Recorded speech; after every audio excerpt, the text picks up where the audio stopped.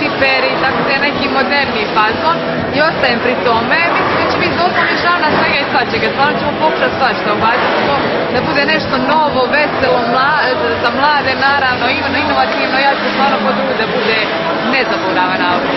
Sad posle albuma, sljedeće svirke i sad kako neko na svirku priđe i kaže Ana, ajde otpevaj mi, ne znam, meri me Njegomir tu i tu. Kako stoji sa narodnim repertoarom? Pa ne stojim baš, iskreno znam 5 pjesama, naravno, imam što s prijateljima sam ih slušala, imam što srešti iz svakog kutka, naravno, tako da dosta znam, ali ja ću to opet, ako bude nekad trebalo možda, ali u svom fazonu i to će više biti rock, a ne narodno, tako da Publiku si oduševila tokom Croatia Triumf kada si otpevala Aspirin, ja mislim. Da mi se sigurno. Da li ti ne snimila zezanja neku pesmu, tipa Aspirin, Incident? Pa zašto ne, to bi naravno, ja stvarno nemam ništa ni protiv narodne glazbe, protiv jednog žanra glazbe nemam ništa.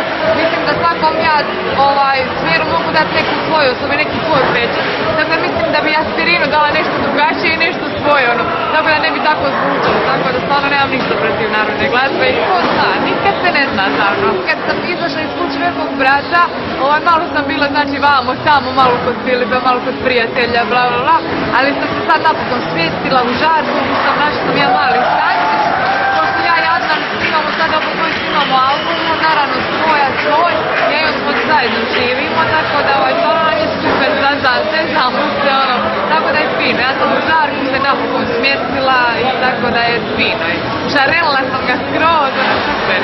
Jelenka Leuka, Naksove hvala, poduševile su publiku provokativnim nastupima.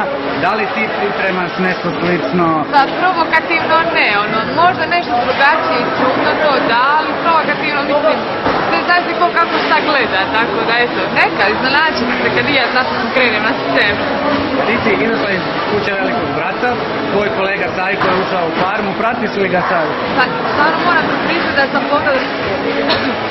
da sam pogledala par puta i stvarno mi je bio jako simpačan, vidim da se svima super snašao, da se stvarno Sajko je toliko vrijedan momak, toliko pametan i fin i simpatičan, mislim da mi ga svako super prihvatio i kao što sam vidjela tamo se stvarno super snala.